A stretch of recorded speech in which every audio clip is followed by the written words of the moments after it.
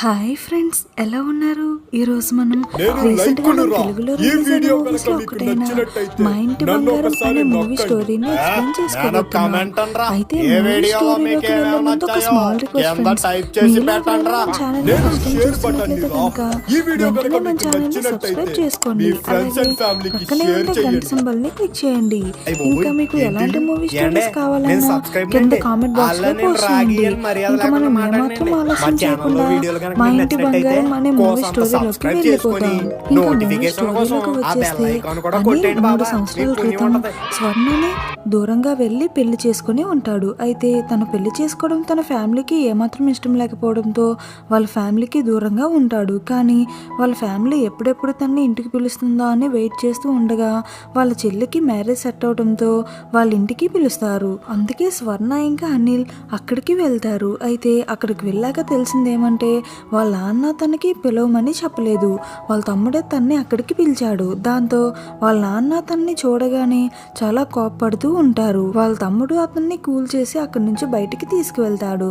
అయితే స్వర్ణ మాత్రం ఇంట్లో వాళ్ళతో మెల్లమెల్లగా కలవడానికి ట్రై చేస్తుంది. అయితే ఇంట్లో ఉన్న వాళ్ళంతా ఒక దగ్గర కూడి స్వర్ణని రకరకాల ప్రశ్నలతో విసిగిస్తూ ఉంటారు. అయితే వాళ్ళ క్వశ్చన్స్ ఎన్నైనా సరే స్వర్ణ ఒక అనాథ, తనకి పేరెంట్స్ ఎవరు లేరు, పైగా తన క్యాస్ట్ ఏంటో చెప్పకపోవడంతో ఆ ఫ్యామిలీ మెంబర్స్ స్వర్ణని వాళ్ళలో కలుపుకోరు. దాంతో స్వర్ణ వెంటనే ఆ రోజు రాత్రి వాళ్ళ హస్బెండ్ దగ్గరికి వచ్చి ఏదో దొంగను కూర్చోబెట్టి అడిగినట్టు అన్ని క్వశ్చన్లు అడుగుతున్నారు వాళ్ళు, నా మీద అంత డౌట్ ఏంటి వాళ్ళకి అని అంటుంది. దానికి అనిల్ కొంచెం ఓపిక్గా ఉండమని, కొన్ని రోజులకి అన్నీ అవే సెట్ అవుతాయని ధైర్యం చెప్పి ఆ రోజు రాత్రి ఇద్దరూ పడుకుంటారు. అయితే తెల్లవారి 8 అయినా సరే స్వర్ణ పడుకొని లెగదు. స్వర్ణ వెంటనే లేచి హడావిడిగా బయలుదేరుతూ ఫాస్ట్గా స్నానం చేసి పూజ గది దగ్గరికి వెళ్తుంది. అయితే పూజ చిన్నప్పటి నుంచి హాస్టల్లోని ఇలా పెరగడం వలన తనకి ఆచారాలు కట్టుబాట్లు ఏమీ తెలియదు. అయితే వాళ్ళ అత్తయ్య కుంకుమ తీసుకొని బొట్టు పెట్టు అనగా తను కుంకుమ తీసుకుని వాళ్ళ అత్తయ్యకి బొట్టు పెడుతుంది. అప్పుడు నాకు కాదు తులసి చెట్టుకి అని చెప్తుంది. ఇలా అందరి ముందు తాను షేమ్ అయిపోతూ ఉంటుంది. అండ్ వాళ్ళ ఇంట్లో వాళ్ళందరూ కూడా బొత్తిగా పద్ధతులు తెలియని అమ్మాయిని పెళ్లి చేసుకుని మా మీద పడేశాడు అని అనుకుంటారు. సడన్ గా అప్పుడే వాళ్ళ పుట్టింటికి వెళ్ళిన ఆ ఇంటి చిన్న కోడలైన శ్రీముఖి ఎంట్రీ ఇస్తుంది. అయితే శ్రీముఖిని చూడగానే ఆ ఇంట్లో ఉన్న ఆడవాళ్ళంతా హ్యాపీగా నవ్వుతూ అందరూ తనకి స్వాగతం పలుకుతారు.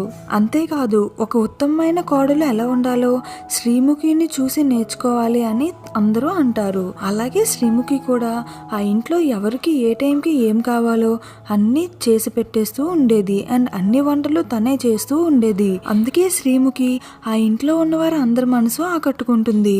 స్వర్ణ పైకి శ్రీముఖిని చూసి నవ్వినా సరే లోపల తనకి కూడా చిన్న జల స్టార్ట్ అవుతుంది. స్వర్ణ ఆలోచిస్తూ ఉత్తమ కోడలు అవ్వాలంటే అన్ని లక్షణాలు ఉండాలి, కానీ నాకు వంట కూడా రాదే, ఏం చేయాలి అని అనుకుంటుంది. అండ్ వాళ్ళ హస్బెండ్తో అందరూ తన మొహం చూడగానే చాలా నవ్వుతూ ఉన్నారు. అండ్ నన్ను చూడగానే చాలా డల్గా ఫేసెస్ పెడుతూ ఉన్నారు, ఇదంతా ఏంటి అని అడుగుతుంది. అండ్ అలాగే శ్రీముఖి కంటే బాగా వంటలు చేసి అందరి మనసు ఆకట్టుకుంటా అని అనుకుంటుంది. అండ్ దానికోసమే తన ఫ్రెండ్కి కాల్ చేసి తనకి వంటలు నేర్పించమని అడగగా ఫోన్లో అవ్వదు అని తను అంటుంది. అయితే తన్ని తీసుకొచ్చి ఇంటికి దగ్గరలో ఒక లాడ్జ్లో ఉంచి తను ఎర్లీ మార్నింగ్ 3 o'clockకి లేచి వంటలు చేస్తూ ఉంటే ఆ క్యారేజ్ తీసుకొచ్చి స్వర్ణకి ఇవ్వగా స్వర్ణ అవి తను వండినట్లు ఇంట్లో అందరి ముందు పోసుకొట్టేస్తూ ఉండేది. స్వర్ణ చేసిన వంటలకి ఇంట్లో వాళ్ళంతా ఆశ్చర్యపోయి ఒక్క అమ్మాయే ఎవరి హెల్ప్ లేకుండా ఇన్ని వంటలు చేస్తుందంటే గ్రేటే కదా అని చెప్పి ఆశ్చర్యపోతూ తన్ని పొగిడేస్తూ ఉంటారు. దాంతో శ్రీముఖి స్వర్ణని చూసి కుళ్ళుకోవడం స్టార్ట్ చేస్తుంది. సీన్ కట్ చేస్తే ఇంట్లో ఉన్న వాళ్ళంతా టెంపుల్ కి వెళ్ళగా స్వర్ణని కొంతమంది వ్యక్తులు ఫాలో అవుతూ ఉంటారు. అయితే స్వర్ణ వాళ్ళ దగ్గరికి వెళ్ళి కొట్టడానికి ట్రై చేయగా తిరిగి వాళ్ళు స్వర్ణ వెనక పడతారు. దాంతో స్వర్ణ వాళ్ళ దగ్గర నుంచి ఎలా అయినా సరే తప్పించుకోవాలని చెప్పి తన కార్ తీసి వాళ్ళందరినీ ఎక్కించుకొని తన ఫ్యామిలీ మెంబర్స్ ని కాపాడుతూ ఆ కార్ ని స్పీడ్ గా డ్రైవ్ చేస్తూ తెలివిగా వాళ్ళతో ఫైట్ చేస్తూ ఆ ఫ్యామిలీ మెంబర్స్ అందరినీ కాపాడుతూ ఇంటికి తీసుకొస్తుంది. దాంతో ఇంట్లో ఉన్న వాళ్ళంతా స్వర్ణకి ఫిదా అయిపోతారు. స్వర్ణ చేసిన పనికి ఇంట్లో ఉన్న వాళ్ళ వాళ్ళంతా తనకి థ్యాంక్స్ చెప్తూ తనకి ఫేవర్గా మారిపోతారు. అండ్ స్వర్ణ వాళ్ళ అత్తగారు కూడా తనకి గోల్డ్ నెక్లెస్ని గిఫ్ట్గా ఇస్తారు. ఎందుకంటే ఇంటికి పెద్ద కోడలు ఎవరైతే ఉన్నారో వారికి వాళ్ళ వంశపారంపర్యంగా ఒక నెక్లెస్ని గిఫ్ట్గా ఇస్తారు. ఇక స్వర్ణ అనుకున్నట్లుగానే ఇంట్లో వాళ్ళందరితో కలిసిపోతూ చాలా హ్యాపీగా ఉంటుంది. ఇలా స్వర్ణ వాళ్ళందరినీ కాపాడింది అని తెలిసిన తర్వాత వాళ్ళ మామయ్య చాలా హ్యాపీగా ఫీల్ అవుతారు. దాంతో స్వర్ణ అంటే వాళ్ళ మామయ్యకి చాలా ఇష్టం పెరుగుతుంది. అండ్ అలాగే ఈ విషయాలన్నీ తన హస్బెండ్తో చెప్తూ మురిసిపోతూ ఉండేది. సీన్ కట్ చేస్తే జైల్లో ఉన్న కరుణ అనే క్రిమినల్ స్వర్ణాన్ని వెతికిస్తూ ఉండేవాడు. అండ్ స్వర్ణకి కూడా ఈ విషయం అర్థమవుతుంది. స్వర్ణ మీద అటాక్ చేయడానికి మనుషులు పంపింది కూడా కరుణనే అని స్వర్ణకి అర్థమవుతుంది. అందుకే స్వర్ణ చాలా అలర్ట్ గా ఉండి ఒకవైపు మంచి కోడలుగా ఉంటూ మరొక వైపు తన మీద దాడి చేస్తున్న వ్యక్తులతో ఫైట్ చేస్తూ ఎవరికి తెలియకుండా సీక్రెట్ గా మెయింటైన్ చేస్తూ ఉండేది. కానీ ఒకసారి స్వర్ణ మీద అటాక్ చేయడానికి ఒక మనిషి ఇంట్లోకి రాగా అతడు కింద పడి ఒక్కసారిగా చనిపోతాడు. అయితే అతన్ని తీసుకువెళ్తున్న స్వర్ణ తన ఫ్రెండ్ చూస్తుంది. స్వర్ణని అలా చూసిన తన ఫ్రెండ్ ఒక్కసారిగా షాక్ అయ్యి కళ్ళు తిరిగి పడిపోతుంది. స్వర్ణ కూడా తన్ని ఒక సీక్రెట్ రూమ్ లోకి తీసుకువెళ్లి తన ఫ్లాష్ బ్యాక్స్ చెప్పడం స్టార్ట్ చేస్తుంది. స్వర్ణ చిన్నప్పుడు తన ఫ్రెండ్ తో అనాథాశ్రమంలో ఉంటున్నప్పుడు తన ఫ్రెండ్ పై తన వార్డెన్ కళ్ళు పడడం తను అబ్జర్వ్ చేస్తుంది. అయితే తన ఫ్రెండ్ ని ఒక ఫ్యామిలీ అడాప్ట్ చేసుకుని తీసుకువెళ్ళిపోతారు. అయితే అతని కళ్ళు వెంటనే స్వర్ణ మీద పడతాయి. దాంతో అక్కడి నుంచి స్వర్ణ వెంటనే పారిపోయి బయటకు వచ్చేస్తుంది. అలా పారిపోయి బయటకు వచ్చిన స్వర్ణ ఒక రెస్టారెంట్ లో వర్క్ వెతుక్కుంది. అయితే తను అక్కడే వర్క్ చేసుకుంటూ అక్కడే ఉంటూ ఉండేది. అయితే రెస్టారెంట్ ఓనర్ కళ్ళు స్వర్ణ మీద పడడంతో తను చాలా రోజులు భయపడుతూ ఉండేది. అయితే ఒక్కసారిగా కరుణ వాళ్ళ గ్యాంగ్ ని చూసాక స్వర్ణకి భయం అంటే ఏంటో పోయింది. అలా ఒక రోజు రాత్రి ఆ హోటల్ ఓనర్ తన దగ్గరికి వచ్చినప్పుడు తను వెంటనే తన దగ్గర ఉన్న చాకు తీసుకొని అతన్ని చంపేస్తుంది. అయితే తన డేరింగ్ ని చూసిన కర్ణ స్వర్ణని మోటివేట్ చేసి అక్కడి నుంచి వాళ్ళతో పాటు అడవిలోకి తీసుకెళ్లిపోతాడు. అలా అడవిలోకి తీసుకువెళ్లి స్వర్ణని అడవిలో ఉండే అన్నలతో ట్రైనింగ్ ఇస్తూ చాలా స్ట్రాంగ్ గా మార్చాడు. అయితే స్వర్ణ కర్ణను అబ్జర్వ్ చేస్తూ ఉంటుంది. కర్ణ అందరి కోసం తను పనిచేస్తున్నాడని చెప్పి కేవలం తన స్వార్థం కోసం మాత్రమే తను అక్కడ పనిచేసేవాడు.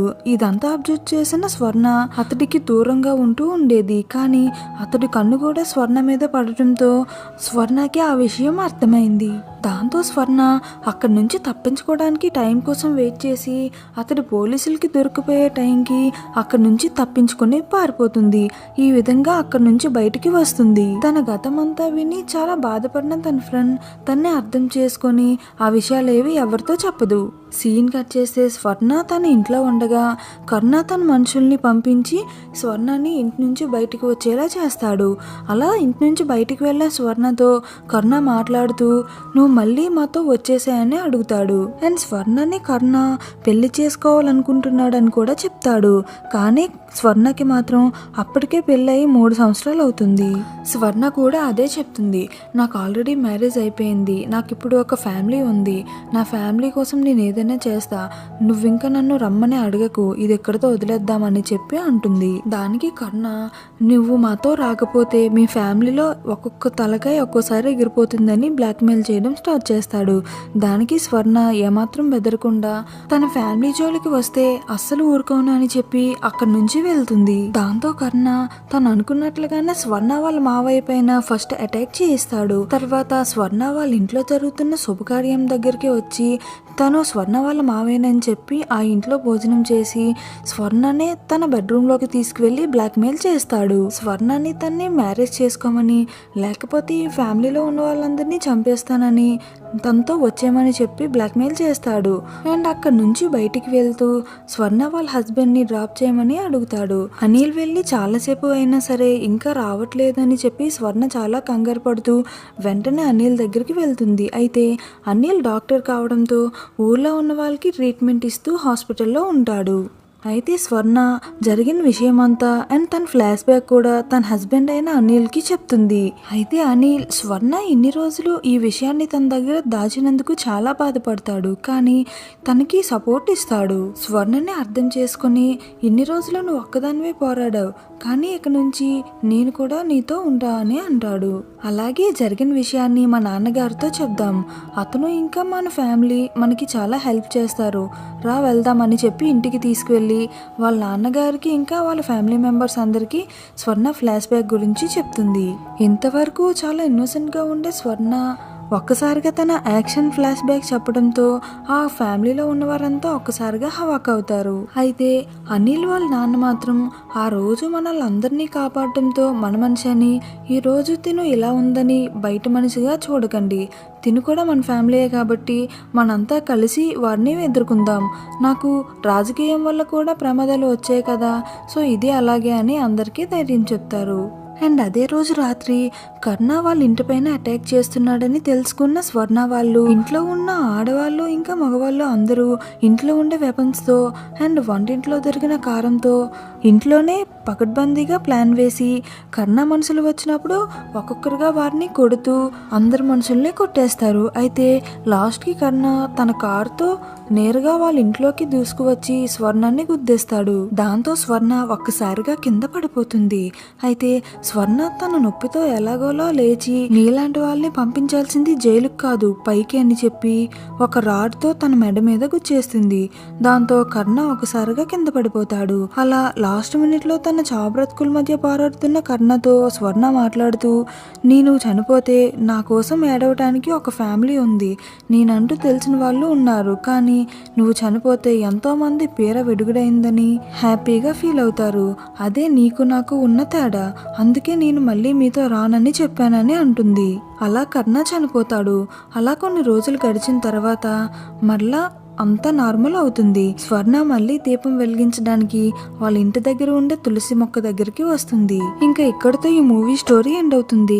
ఫ్రెండ్స్, మీకు కనుక నా ఎక్స్ప్లెనేషన్ నచ్చినట్లయితే వెంటనే ఈ వీడియోకి ఒక లైక్ కొట్టి మన ఛానల్ని సబ్స్క్రైబ్ చేసుకోండి.